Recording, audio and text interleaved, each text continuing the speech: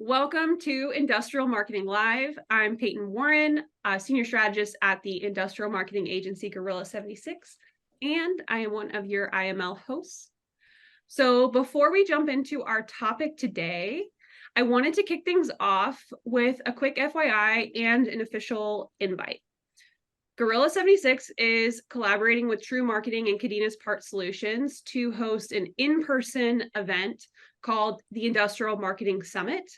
It's happening January 31st through February 2nd in Austin, Texas, and we would love to see you there if you can make it. I won't go into all the details now, but we've got information about our speakers and the sessions and what you can expect on the website, and that is industrialmarketingsummit.com. So yeah, I just wanted you guys to know about it and say it right at the beginning here.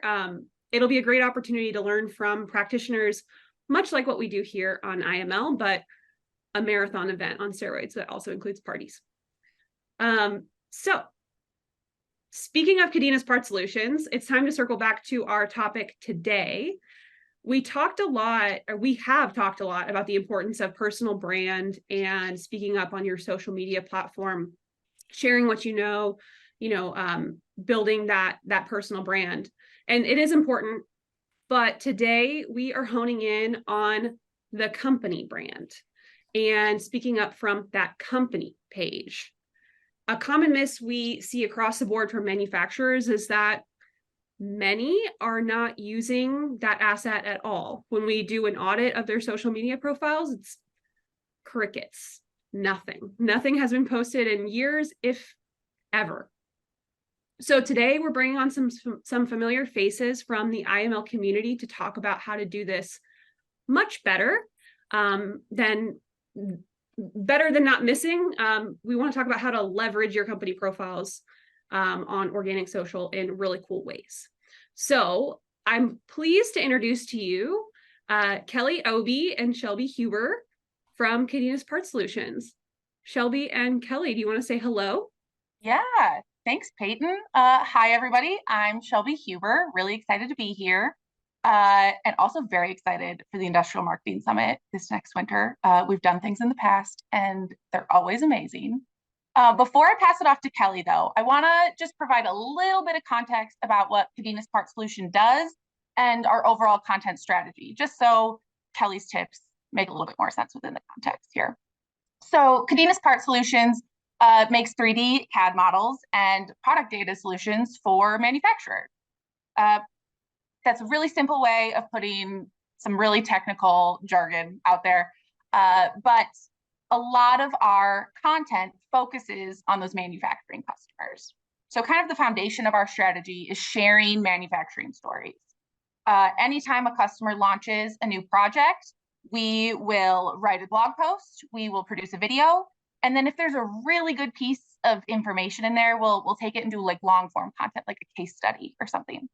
And then anytime they update, we'll revisit that story, see if it warrants another one, or if we just need to update ours. And how we deliver that foundational content is often through social media, but that doesn't mean we only deliver through social media. We really look at social media as like an extension of our content strategy. So we can really facilitate interactions with those customers, engineers, manufacturers, whoever.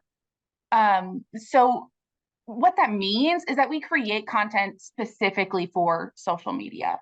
That content kind of leads to some experimenting, a little bit of a flexible vibe on our social channels, and really keeps us questioning what KPIs are important, what interactions are we looking for here, and then also how can we use that information to inform our content strategy going forward?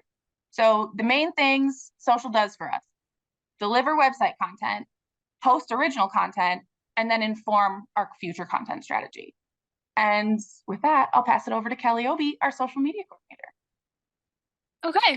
Hi, I'm Kelly. I'm the social media coordinator here at CADENAS PARTsolutions, and I'm in charge of just that, social from beginning to end. And I work with Shelby based on what she posts kind of on the website and what she has going on, but then also branch out a little bit. And mostly main goal of social is to tell our customer stories and kind of be a valuable resource in industrial marketing and engineering. So we're always experimenting with that, always trying new things, always trying to be better than how we were before, seeing how we can improve for the next time. And then our main goal is how we plan it out is we call it the 50-30-20 ratio, which of all your content you post, 50% should engage, 30% should inform, and 20% should promote. And when I say 20% should promote, that's cut and dry self-promotion should be in that 20%. So with engagement, that's the engage part is where we kind of post more of our fun content. The inform and the engage kind of overlap. And then with the informative posts, that also kind of illustrates data points and things like that, explains it in a way that is both fun and concise. And Peyton, I don't know if you want me to share examples right now or if you want me to wait or. Yeah, well, we have a questions chat. Can you repeat your 50-30-20?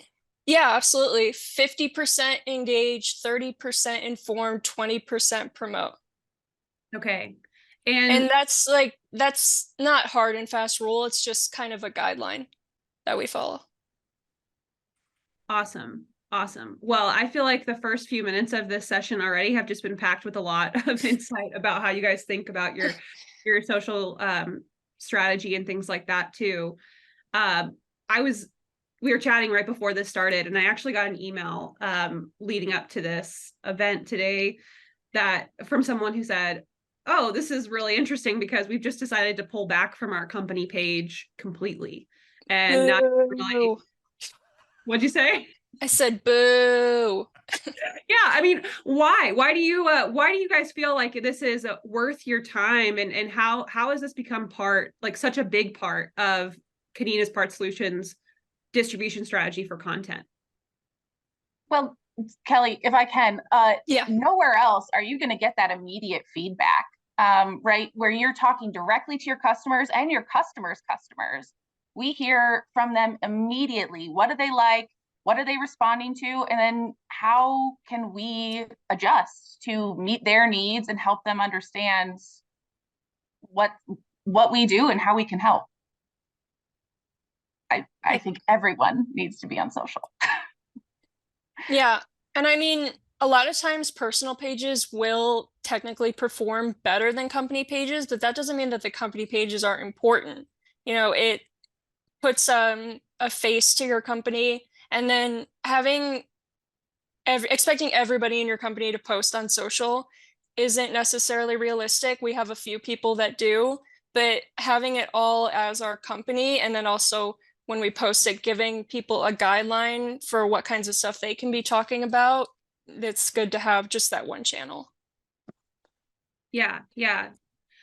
So, and I see Brendan kind of like rearing up over here. So Brendan, feel free to jump in with questions too. But I mean, what do you guys, you gave the breakdown, but like, what are you really trying to say, I guess, from your company page? What is the main purpose of it? I guess, do you have like a unique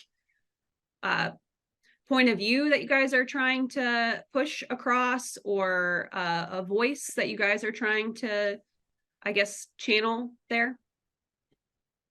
Yeah, I think it's mostly informative, but not in a way that's like textbook, kind of just like an informative casual resource, if that makes sense. Like With we like know a what, funny yeah, overtone, right? Like yeah, we're like, relatable. We yeah, can get away with some things that some of our customers can't on their social media channels. So if you deliver it in like a lighthearted way, it makes the more heavy content really easy to consume. And yep, Kelly's the queen of delivering lighthearted. So yep. We're trying to just establish that we're to our customers, hey, we're one of you, we get it, we get where you're going through, and hey, we get that this topic XYZ might be confusing, so here's a funny, relatable, or just simple way to break it down for you. Awesome. Are you all doing any paid distribution on social? Shelby? Yes, but not a ton. A lot of our focus is on organic. Yeah. A lot of the paid stuff comes with like larger campaigns, Yeah. but not frequently. Totally. Bring that up because the one thing that we see when we're running our campaigns on LinkedIn and Facebook, one of the top 2 or 3 things clicked on ads is the button that goes back to the company page. So your ads drive a lot of traffic to your company page, and it can either be educational and informative and have promotional materials like Kelly was talking about, or it could be a ghost town or irrelevant posts about, we just had hot dogs at the picnic, or come visit us at this trade show booth, right? So yeah, Mary just put in the chat, Mary Jitsi just said, when the company LinkedIn page is dead, I assume the company is dead. That is a safe assumption, right? Does anybody work Yeah. there? What are they doing? What information is out there? If I'm doing research on a company, trying to find someone to help me, and they don't have social, they can't even help themselves. Yeah. I'm And not listen, sure they have time for me. Yeah, I'm not here to put down the company picnic posts. Those I think are actually important to kind of show a face and show what's happening at the office. it can't be But everything. yeah, it can't be everything. If I look at like a company page and it's just the company picnic or like just a generic kind of holiday post every 6 months, then that's where it starts to be, you need to branch out a little bit more.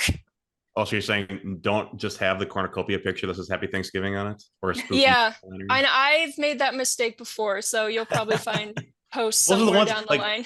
I think, Kelly, to your point, like those are the ones that get approved, right? Because everyone can say, yeah, Happy Thanksgiving is a nice thing to say. But putting funny memes out there might be a little risky. So like Yeah, and sometimes, what does yeah, that strategy look like for you guys? Like, how did you get to the point, Kelly, where you kind of like have kind of this carte blanche to, do what you want that makes sense for the brand? Like, how did you guys get to that point?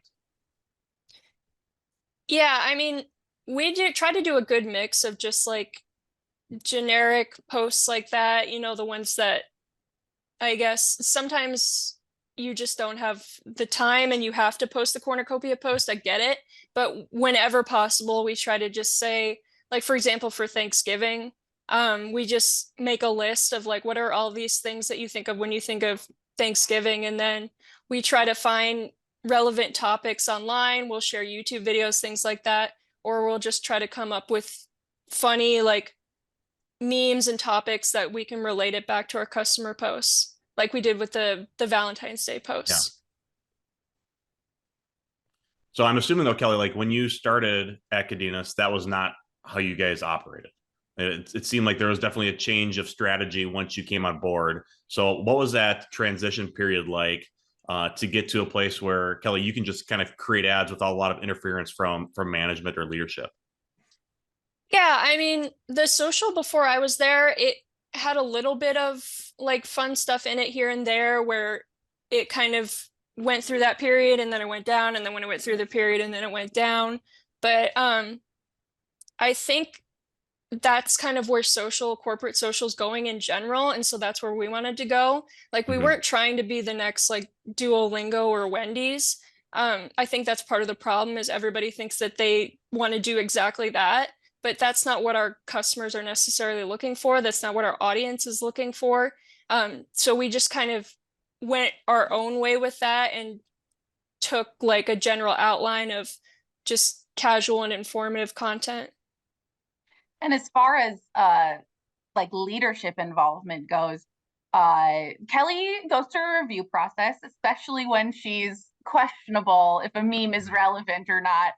Just yesterday, we were debating about a post like, is this funny? Is this relatable? Does it make sense? What's the original source content? We have a lot of conversations. We'll send a lot of brainstorm quips over Teams. We're just very communicative and make sure we're all on board. We all get it. Sometimes Kelly wins and sometimes things are left on the floor. Sure. Mostly around Halloween. Things get put on hold. And like sometimes things just don't work. Like that's part of the reason we like experimenting, because we'll post something and oh, it didn't work. It didn't work for this reason, that reason, or the other. Let's try it again another time, either posting the same thing, maybe at a different time, or posting something else. Yeah, and you've talked a little bit about I guess I want to hear more about that experimentation process, because we have a question about from Brittany in the chat, asking if you switch your strategy based on different social channels. And I know we're kind of hovering around LinkedIn here as like the main channel, but can you talk to us a little bit more about how you're using, or what other channels you're using, and how they play into the grand scheme? Yeah, so LinkedIn, since we're B2B, LinkedIn is our main channel where we get the most traction and where we put like the most time and investment.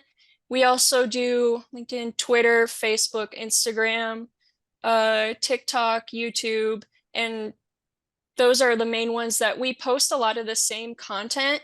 But a lot of those channels, even though they don't do as well for us, we still like to post regularly. And then we also like to use it for interaction, looking at other companies, following them, commenting on their content, liking it.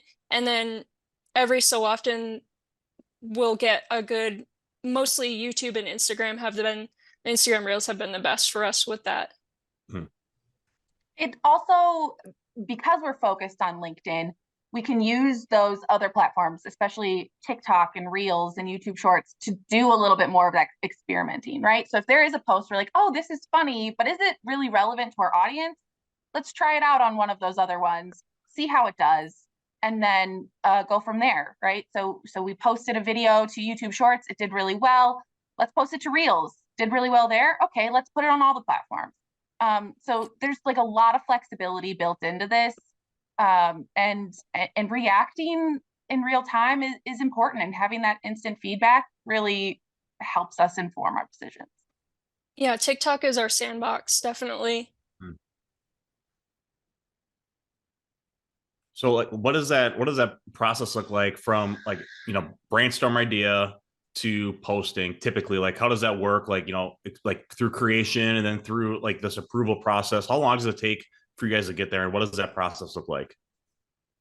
Well, usually I look at like a piece of content that we have on our website, like some of the ebooks we have, like the 22 industrial marketing tips ebook. A lot of those are just, they can be summed up in a meme really easily, and then people can click see more to see more of what the person said. We have like the full quote and then the little bit of it. So a lot of my ideas come from just that, and then some of the blogs we do. And then from there, I kind of think, well, should we use this to illustrate a data point? Should we use it to try to make a funny point? That sort of thing. What kind of content haven't we posted in a while? And so on and so forth, that sort of thing. I try to limit the memes to once a week. Yeah. Speaking of memes, we had a question in the chat, and I know this is kind of this has come up a lot at Gorilla, because we focus on paid advertising more than organic. We just have more control, over that from the agency side. But we love memes. We'd love to use them in our ads, but we can't because a lot of it's like copyrighted material. If you wanted to use the Spider-Man meme pointing at all the Spider-Mans, it's like, well, someone's going to come after you if at some point, or they could come after you at some point. But from the organic perspective, you guys have a lot more like flexibility there, because you're not putting any money behind it, right? So like you can play with it just as if you were a personal profile in the same way.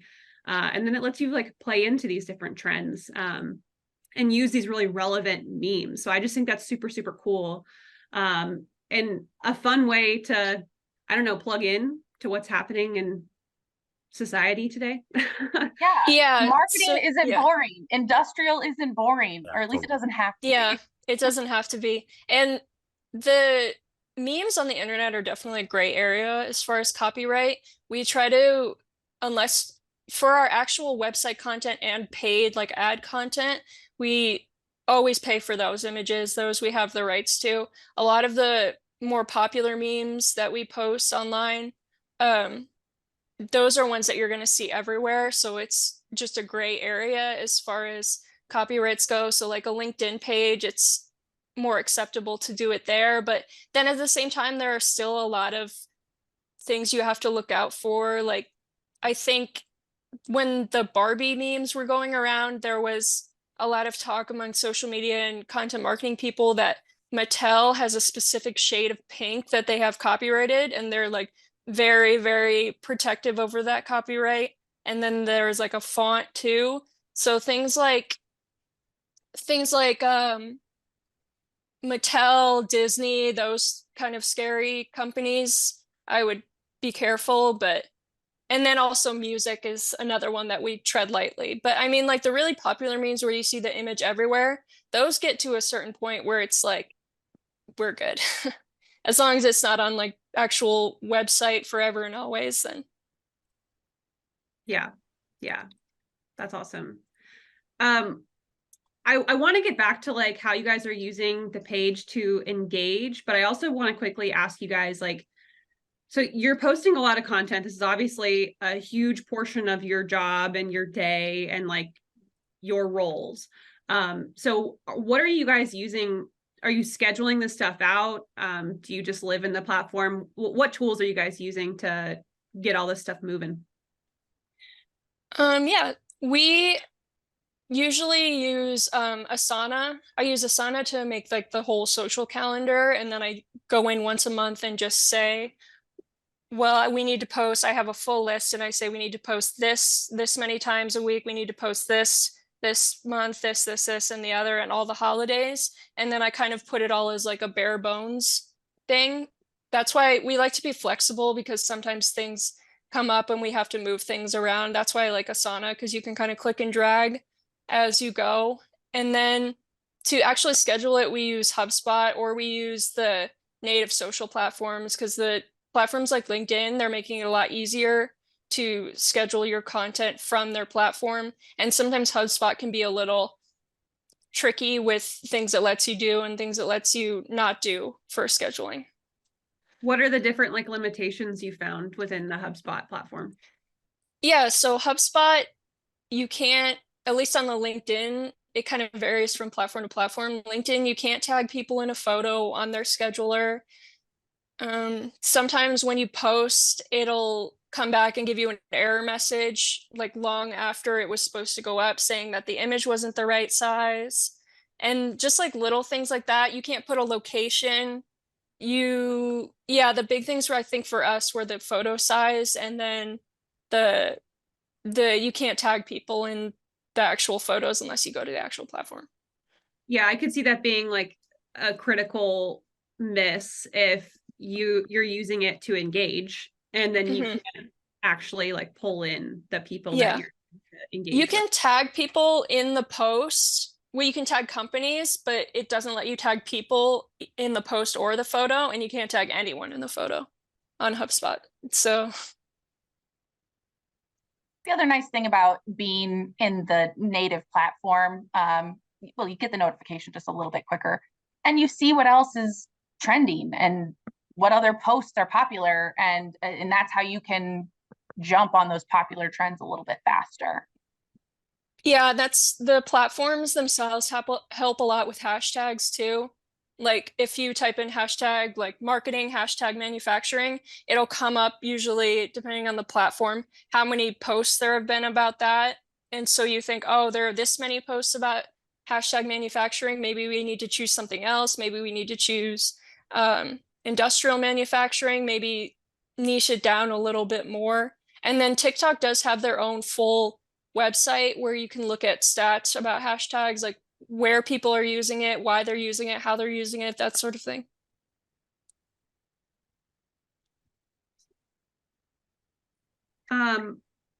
So yeah, speaking of engagement, you mentioned that you want folks to engage with your posts, but you're also using your channel to like reach out. And something that you said, not to steal your quote from our prep call, was like, you don't want to just stay in your own little bubble, right? Of like, it's not just your profile, you're part of the social network. So I'd be curious if you could tell us a little bit more about how you're trying to like reach out, I guess, from your profile. Yeah. So I think that's a tough one.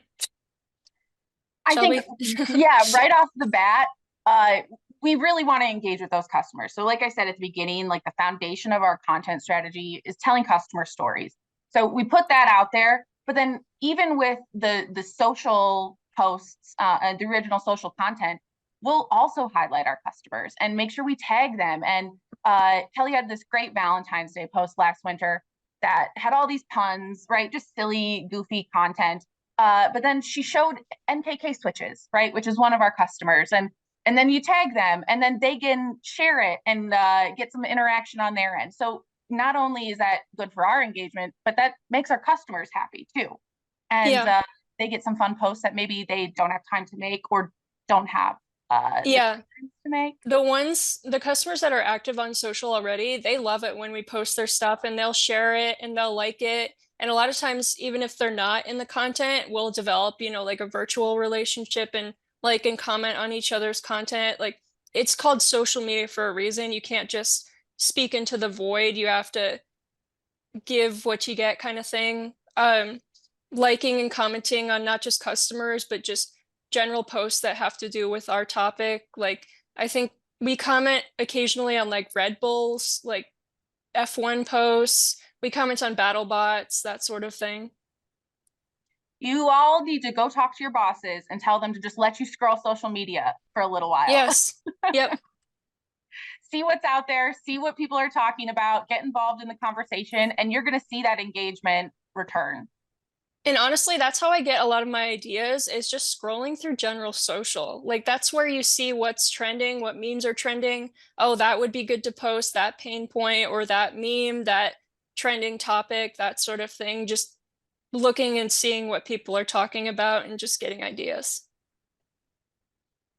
Do you feel like with that though, like, I mean, if I'm scrolling on my social media feed, I'm going to see a very particular thing. So I guess like, how do you kind of curate the feed to make sure you're not just getting sucked into like the Peyton algorithm or like, the like that's about leggings. Yeah. So I scroll through my like personal feed. That's where I see a lot of those memes, and then we can just interpret it into our own, topic if I think of something. And then I have our general CADENAS feed where I follow customers and prospects. And then you can also just click on like hashtag whatever and then just look at what people are posting about that hashtag. So if you scroll through your personal and your work account, that's a good way to divide it up. Another thing that I've seen too is like go to the explore feature, right? Like on Instagram, like you can go to explore and check that out. Another thing that I've heard, like with TikTok, especially because it's so algorithm based, create an account that you don't engage anything with and you just scroll. So like you don't comment, you don't like, so the algorithm can't pick up that, otherwise it's going to be, for me, it's going to be like a bunch of grilled meats and like history stuff. So if I don't click on anything, though, I get like, what's kind of trending and popular at the time. So if you have like a burner account that you actually don't do any engaging with, you can kind of see like what's fresh and out there. Yeah. Yeah, exactly. Yeah, and when you view things or like them, it's telling the algorithm, I want to see more of this. So I guess even if you don't like it or interact with it, just watching it, it'll start to give you more of that and more of that, and it just kind of snowballs and builds. Or you can do what Brendan said and create kind of like a burner account and then just look at what's trending in general and see what the algorithm, the types of content that it's giving people, which is very helpful for TikTok because TikTok is very algorithm driven. I also think it's really important to talk to your team, right? Like Mhm. Kelly and I, our algorithm is like 90% Taylor Swift. So then we go and we talk to other people. Out here exposing me. Well, me too. Same boat.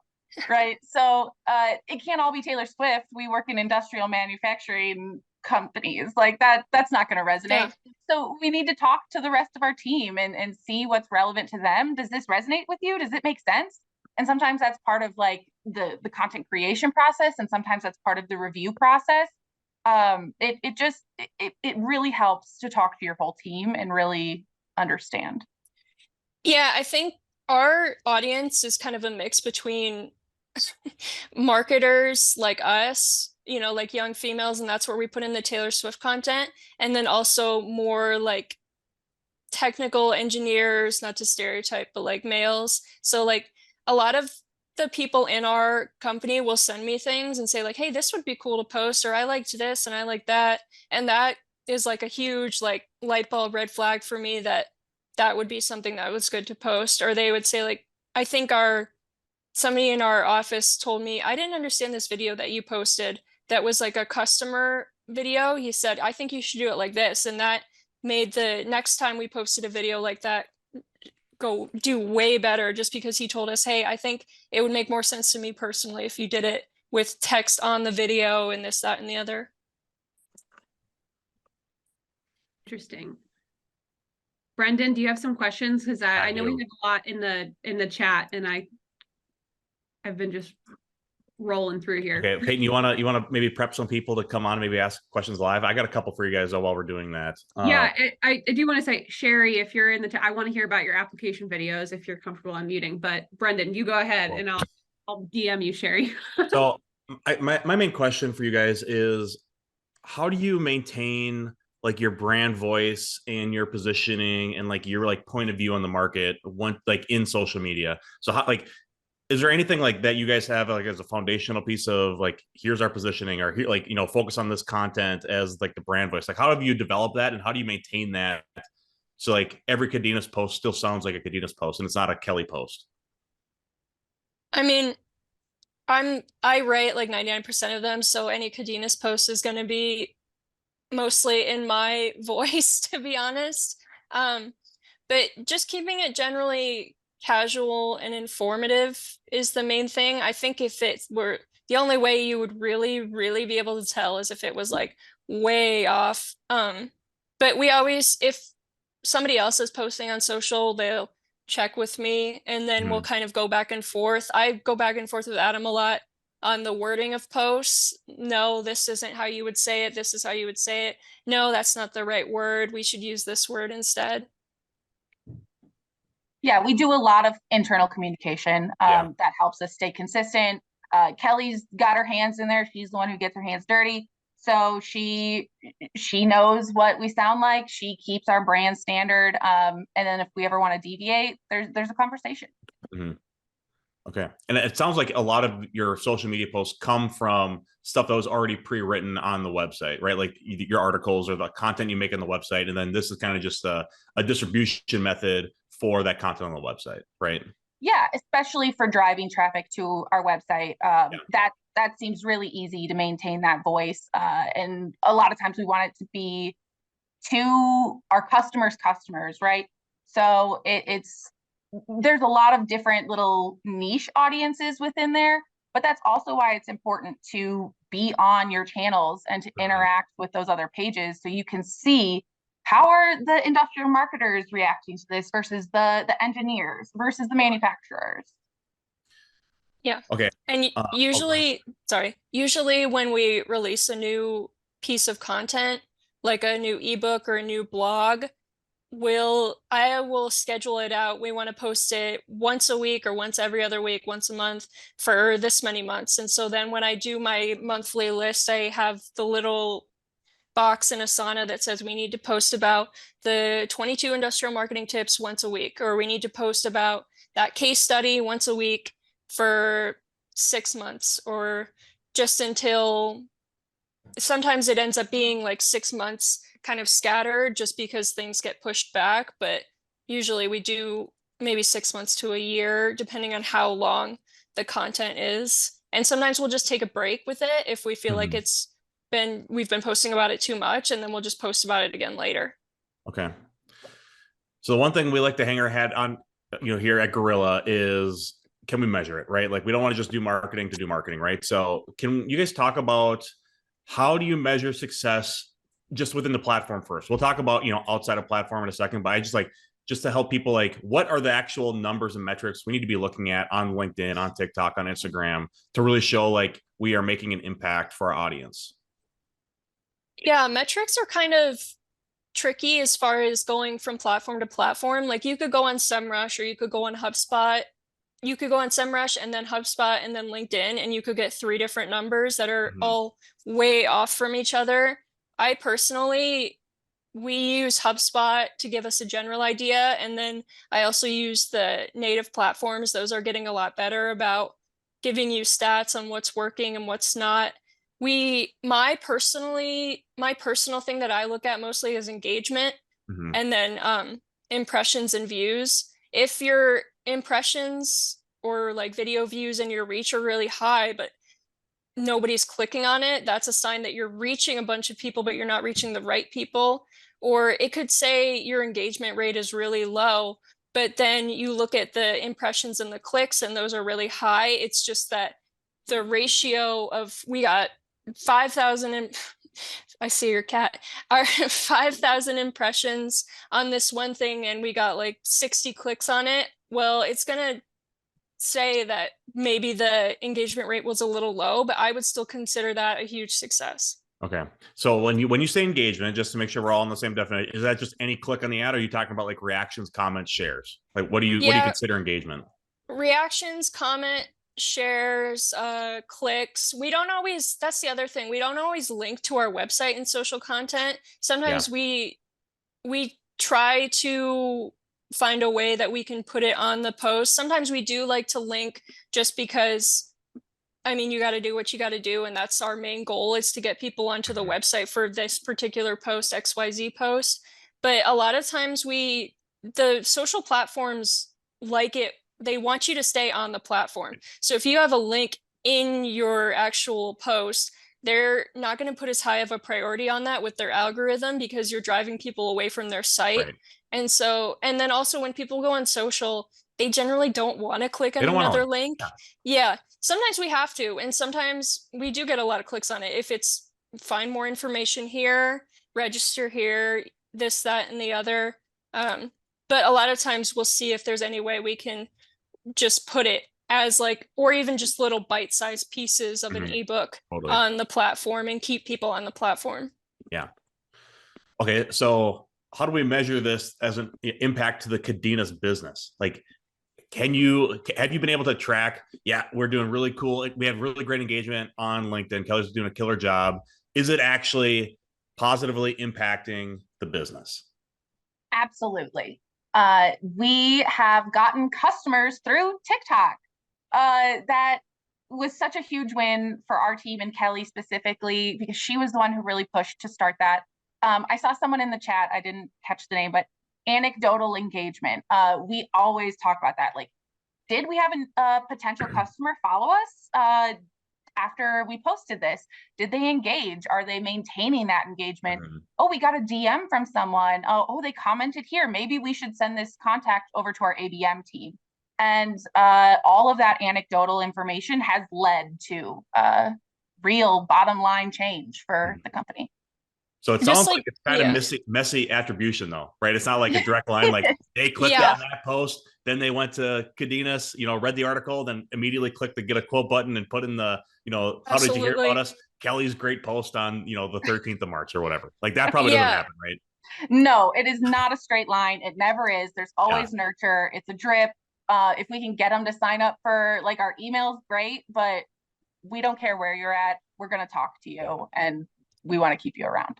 So I think that's another good point, is that social media is more of a long game as far as marketing, especially when you first start posting. You're not going to get that much engagement. Mostly you're not going to get that many impressions, or you're not going to see, oh, we've been posting on social for X amount of weeks, X amount of months, and we haven't seen anything from it. Maybe we should stop. You shouldn't stop. It takes a long time of people looking at your content, and a lot of people, they don't want to buy right away. And so when they do buy, they'll think of our posts and know that we're kind of in the know-how as far as what they're looking for. Totally. So we had I wanted to bring Sherry on because I think video, and we're going to be talking about video more on another IML session here in the next couple of weeks, but yeah, Sherry, if I want to hear about how you're using video, specifically around these application videos, what you're seeing there engagement wise, because that's great content to be pushing out. Sure. From a standpoint, so I work for an industrial robot manufacturer. So we're totally B2B.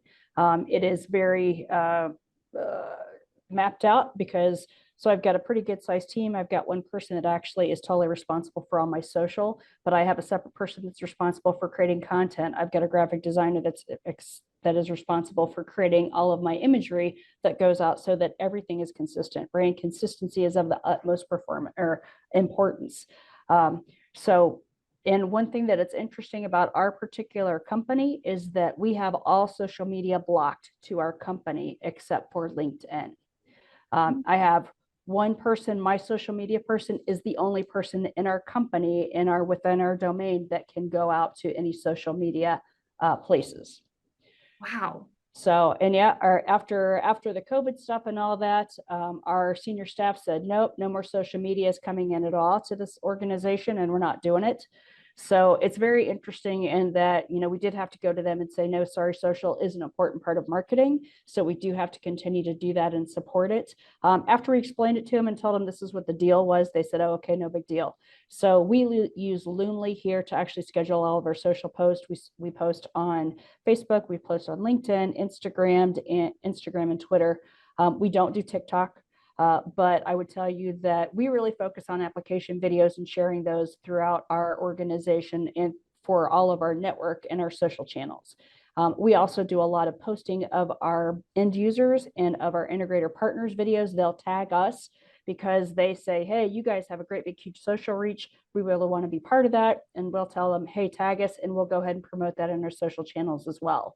So and I would tell you, we don't have a formalized KPI program to look at that to see exactly how that fits in. But every single thing that I do, whether it's a trade show, whether it's a webinar, whether it is some other type of event, whether it's the building expansion, all of those things, we have very detailed processes for, and social promotion is a part of every single one of those things that we do. But it's very professional. We don't post memes, and it's just not our voice. And it's just one of those things where we do work globally with other Yaskawa companies and divisions. So we will share different videos from across the world out on our social posts as well. And so ours is really just trying to make folks see all the different things that they can do with our product. It's certainly not selling. That's not what social is about for me. Social is about providing as much as information and content and video to those end users to help them make the best choices for them, and then to drive them back to my website so they can become leads that go into my Salesforce application for my reps to follow up with if that's where they want to be. Yeah. So. Yeah. I think this just like echoes so much of what Kelly and Shelby were saying too. It's like, you just want to, and it mirrors just foundational marketing, right? Like you want to provide value, helpful content in the feed. Don't make them work for it, just put it out there. Yeah, no, who wants to follow a page that just talks about themselves? I don't. And I think what you said before, Sherry, was good with a good point with the memes. You can't force it. If it's not your brand voice, especially the type of meme or just memes in general, then don't do it. I think a lot of times if I see like a trending topic, I try to think like a holiday or something like that. I think, is there a way to tie this into our company and inform people? And if I can't think of something right away, most of the time I won't touch it, just because we've all seen those posts on social media where you can tell a company is trying too hard.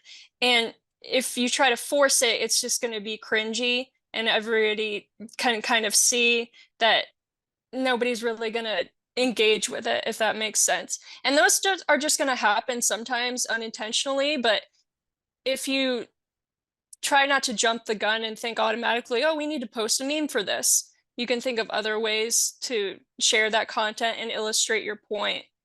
Then that I think you'll be better off. Awesome. Well, we have so many more questions that we didn't get to. I'm sorry, everybody. But I think that this just, if anything, it just hammers home the point that like there is so much you can do with your company social profiles. One like just little technical question I'd love to slip in here at the end came from Clint. So some folks have been following CADENAS PARTsolutions while they've been on the show, and folks want to know, how did you guys get it set up to ping them right afterwards on LinkedIn to follow your newsletter? Is there like a little bit of like magic there? I see everyone's like, Adam shaking his head. Yeah, that was set up. We always send our emails out at 11 a.m. on Thursdays, so that was not necessarily premeditated, but it worked. Yep, it was all premeditated, guys. It was all us. We know exactly what we're doing. It's magic. It's an API. Don't worry about it. I do have one last question, Peyton, before we wrap up here. Okay. Fine, Brendan. So, CADENAS, you have a very robust marketing department, right? Kelly, your job is social media manager. A lot of people on this call, maybe one or two people in the marketing department, they're doing social media, content, website management, event planning. So how does somebody on a small marketing team without the resources of CADENAS effectively implement a strong organic company organic social media strategy? That's a beast of a last question there. It is. Yeah. Maybe we need to hold this off, Kelly and Shelby. Maybe we need to just have you on the podcast, and maybe we have this conversation on the podcast. Yeah, maybe. I think, short answer is being on social doesn't mean you have to be on every channel posting like 1 million times a day or even 1 million times a week. You can proportion it to what you can do.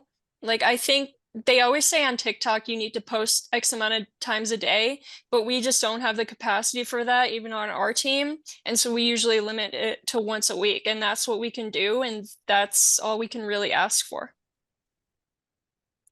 Quality over quantity. Yeah, find where your audience is, find where you can make the biggest impact, and devote your time there. Mm-hmm. I love that. Great. This was such a great session. I'm so glad that we were able to get you guys on this year to talk about this. And thank you, Kelly and Shelby, for taking the time to just chat with us and share what's been working for CADENAS and everything today. Just to kind of tie some things up, I wanted to let folks know, like, we had so much more to talk about today than what we covered. So if you want to keep the conversation going, we would love to invite you to join the IML Slack channel. Kelly put together like a whole folder full of her favorite social graphics. I'm sure we could share some of those in the Slack channel too.